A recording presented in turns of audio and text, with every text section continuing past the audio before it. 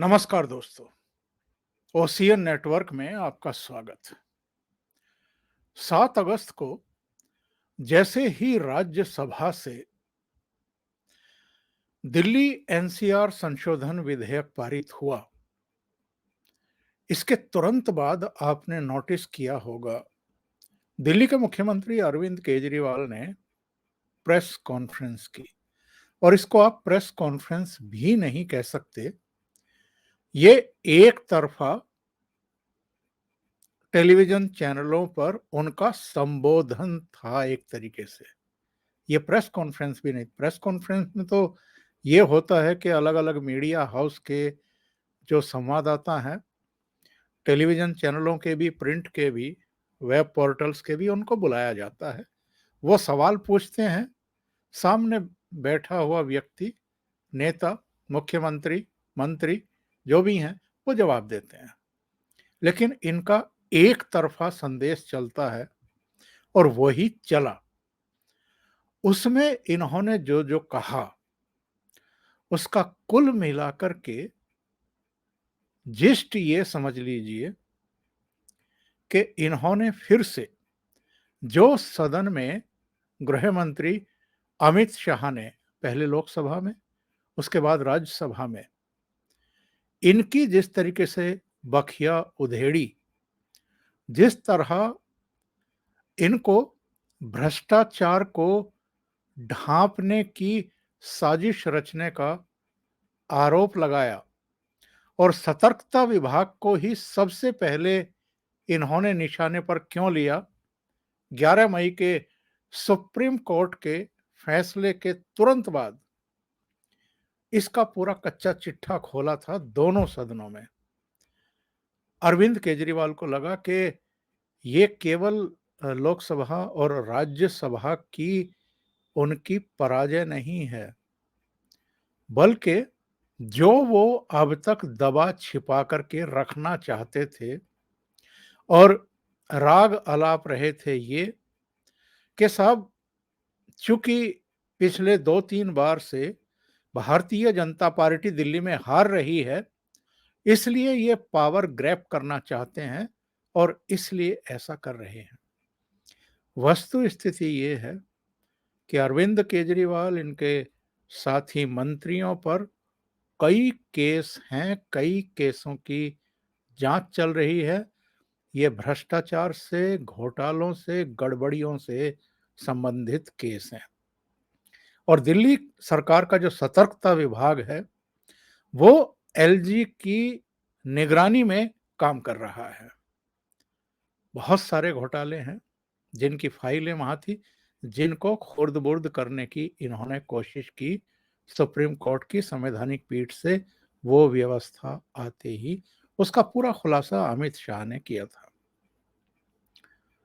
तो press conference करने का तो मैंने आपको कारण बता दिया, लेकिन बहुतों ने नोट किया होगा, अरविंद केजरीवाल के चेहरे पर बॉडी लैंग्वेज में जो एक आक्रामकता होती थी, जो एक आश्वस्ति होती थी, कॉन्फिडेंस होता था, वो पूरी तरीके से गायब था। और ये बचाव की मुद्रा में आक्रमण करने की मुद्रा अख्तियार किए हुए थे, जो कैमरों पर अक्सर पकड़ ली जाती है और वो पकड़ी गई। लेकिन अरविंद केजरीवाल कुछ और मामलों को लेकर के भी इस समय बहुत घबराए हुए हैं।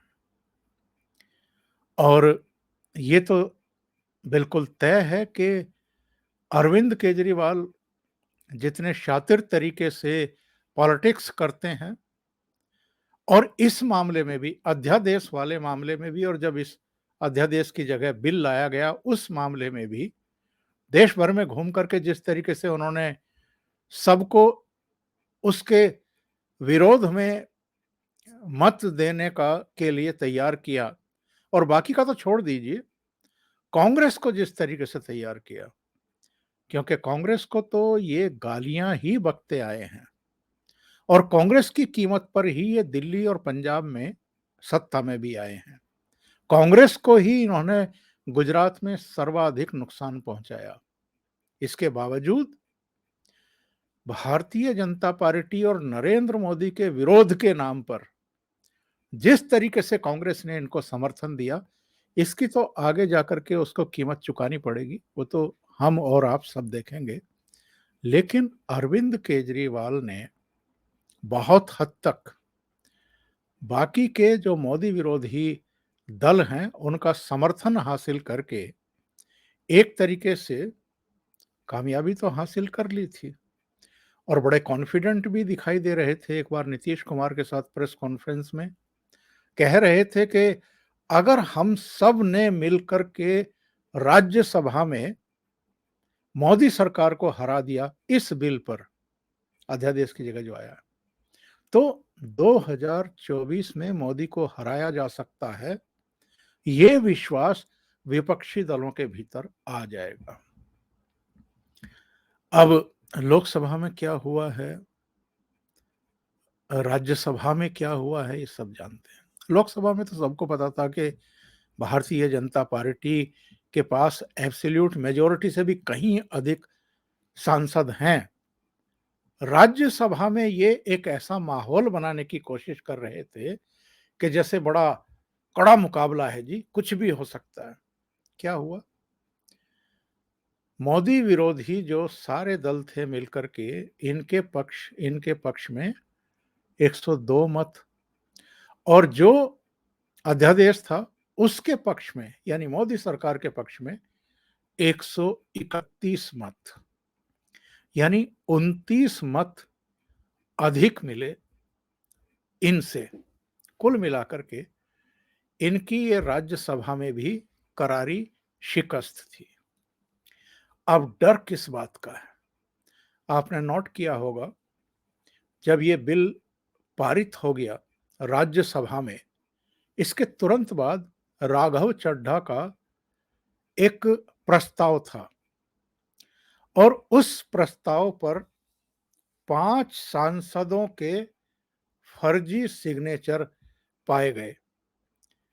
और ये 5 सांसद कौन थे साहब? ये 5 सांसद थे सईस्मित पात्रा जो बीजेडी के हैं, नरहरि अमीन जो बीजेपी के हैं, सुधांशु त्रिवेदी जो बीजेपी के हैं, नागालैंड के सांसद फांगनोन कोन्याक जो बीजेपी के हैं और लोकसभा के पूर्व उपसभापति थम्बी दुरई जो अन्ना द्रमुक के हैं। 3 तो बीजेपी के सांसद हैं। इन सब ने, जो उपसभापति उस समय चेयर पर थे हरिवंश, उनके सामने विरोध दर्ज कराया कि राघव चड्ढा ने जो प्रस्ताव रखा है कि इस बिल को प्रवर समिति को भेज दिया जाए, स्टैंडिंग कमेटी को भेज दिया जाए, इस पर हमारे फर्जी सिग्नेचर हैं, हमसे कोई सहमति नहीं ली गई, कोई परमिशन नहीं ली गई। और इसके तुरंत बाद आपने देखा होगा अमित शाह खड़े हुए थे, बहुत गुस्से में थे और उन्होंने कहा कि संसद से बाहर यानी दिल्ली सरकार के भीतर ही घपले घोटाले नहीं हो रहे हैं। और उन्होंने अपने भाषण में भी नई आबकारी नीति से लेकर के तमाम घोटालों का जिक्र किया था। उन्होंने कहा कि संसद के भीतर भी ये लोग फर्जीवाड़ा कर रहे हैं, यानी दूसरे दलों के सांसदों के भी सिग्नेचर इन्होंने प्रस्ताव पर अपने आप कर लिए। तो अमित शाह ने कहा उपसभापति से कि इस पूरे मामले की जांच कराई जाए और उपसभापति ने भी कहा कि बिल्कुल इसकी जांच कराई जाएगी, जरूरी हुआ तो विशेषाधिकार समिति को ये भेजा जाएगा। यानी राघव चड्ढा प्रस्ताव पेश करने वाले थे तो ये जालसाजी, ये फर्जीवाड़ा और किसने किया राघव चड्ढा के अलावा? और ध्यान रहे,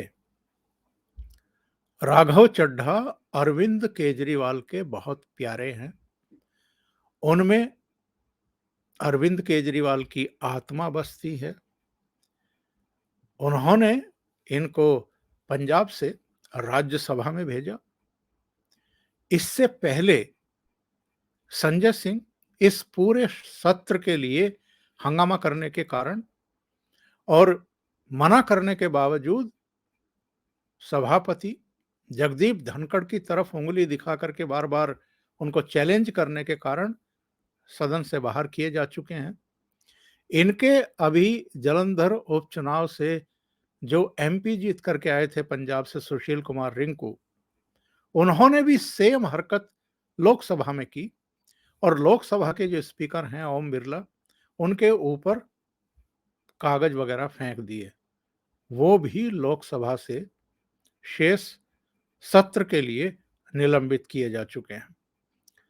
और ये तो मुझे बताने की जरूरत है नहीं कि अरविंद केजरीवाल के दो बहुत ही विश्वस्त इनके मंत्री रहे कैबिनेट स्तर के, वो तिहाड़ जेल में हैं। सत्येंद्र जैन और मनीष सिसोदिया जो इनके डिप्टी चीफ मिनिस्टर थे।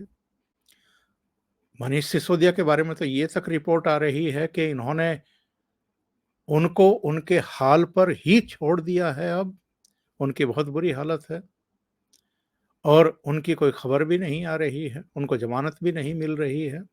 सत्येंद्र जैन को तो स्वास्थ्य कारणों के चलते कुछ समय की, कुछ महीने की जमानत भी मिल गई है, अंतरिम जमानत मिल गई है, लेकिन मनीष सिसोदिया का तो बहुत बुरा हाल है। और अब ये जो फर्जीवाड़ा हुआ है, प्रस्ताव पर फर्जी तरीके से दूसरे दलों के सांसदों के सिग्नेचर जो किए गए हैं, जो ये मामला विशेषाधिकार समिति को सौंपा जा रहा है, तो अब राघव चड्ढा के सिर पर भी अयोग्यता की तलवार लटक गई है। यानी जांच पड़ताल में अगर विशेषाधिकार समिति ने इनकी सुनवाई के बाद इस पर संतुष्टि जाहिर की कि फर्जीवाड़ा हुआ है, तो राघव चड्ढा की संसद सदस्यता जा सकती है। और ये मैं क्यों कह रहा हूं? क्योंकि मामला बहुत संगीन है। अरविंद केजरीवाल और उनके इस समय जो सहयोगी हैं संजय सिंह, उनको भी लगने लगा है कि राघव चड्ढा की सदस्यता तो गई। और ये अगेन एक बहुत बड़ा एक और झटका होगा अरविंद केजरीवाल को। सुनिए जरा, संजय सिंह ने एक वीडियो जारी करके इस बारे में क्या कहा है, सुनते हैं। गृह मंत्री अमित शाह राघव चड्ढा के पीछे पड़ गए। जैसे झूठा बेबुनियाद केस बनाकर राहुल गांधी की सदस्यता ली, ऐसे ही राघव की सदस्यता लेना चाहते हैं। ये बहुत ही खतरनाक लोग हैं, कुछ भी कर सकते हैं। लेकिन हम लोग आम आदमी के सिपाही हैं, हम इनसे डरते नहीं, इनसे लड़ते हैं और लड़ते रहेंगे। अगर राघव की सदस्यता ली तो राघव फिर चुन के आएंगे और इनके खिलाफ अपनी लड़ाई, अपनी जंग जारी रखेंगे। तो ये आम आदमी के प्रतिनिधि हैं, ये सदस्यता जाने से घबराते नहीं है, लेकिन इनको लग रहा है कि सदस्यता जा रही है। तो आम आदमी ने आप लोगों को फर्जीवाड़ा करने की छूट दे रखी है, भ्रष्टाचार, घपले, घोटाले करने की छूट दे रखी है। नई आबकारी नीति के आरोप तय हो चुके हैं, आरोप पत्र अदालत में पेश किया जा चुका है। सत्येंद्र जैन ने जो घपला घोटाला किया था वो भी, और कुल मिलाकर के अब तक इनके 15 विधायक या मंत्री गिरफ्तार किए जा चुके हैं, जेल भेजे जा चुके हैं। और अंत में अब अरविंद केजरीवाल, ये कानून बनने के बाद औपचारिकता है, बस दोनों सदनों से पास हो चुका है, राष्ट्रपति की मोहर लगनी है। राष्ट्रपति की मोहर लगते ही ये कानून बन जाएगा। इसके बाद इसकी नियमावली वगैरह वो सब बन जाएगी होम मिनिस्ट्री से और वो इम्प्लीमेंट हो जाएगा। वैसे ही जो अध्यादेश था उसका स्थान ये लेने वाला है। इसके बाद अरविंद केजरीवाल बिना एलजी की सहमति के कुछ नहीं कर पाएंगे। यानी एलजी और सेंट्रल गवर्नमेंट की बिना परमिशन के दिल्ली में पत्ता भी नहीं हिल पाएगा, जहां तक ट्रांसफर, पोस्टिंग और सेवा शर्तों का मामला है। अभी तक ये इसलिए मनमानी करते थे, चैलेंज करते थे, अदालतों के चक्कर काटते थे, क्योंकि जो 90 के दशक का ये कानून था, एक्ट था, इसमें बहुत सारी चीजें केवल रूल के रूप में थी, एक्ट के रूप में नहीं थी। अब मोदी सरकार ने वो एक्ट में शामिल कर ली हैं। अब ये उसको चैलेंज नहीं कर सकते।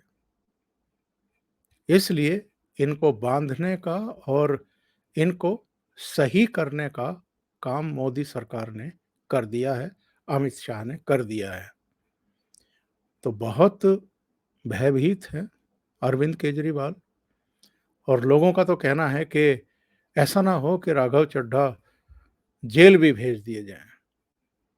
तो ये इनके एक और नज़दीकी के लिए एक बड़ा झटका होगा, और इनके लिए भी बहुत बड़ा झटका होगा। अभी के लिए इतना ही।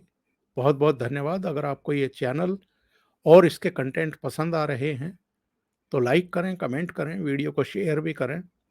अभी तक अगर आपने ये चैनल सब्सक्राइब नहीं किया है तो सब्सक्राइब कर लें और साथ में लगे बेल आइकॉन को दबाना ना भूलें, ताकि आगे आने वाले वीडियो और उनके नोटिफिकेशन आप तक पहुंचते रहें।